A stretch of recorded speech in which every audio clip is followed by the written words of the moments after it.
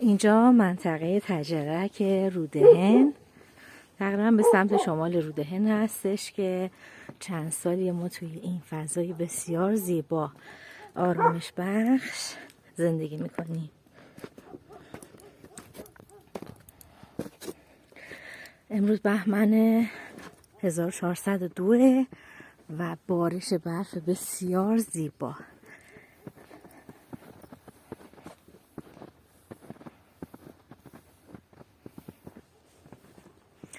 اومدم تا توی این برف قشنگ با پسرم بازی کنم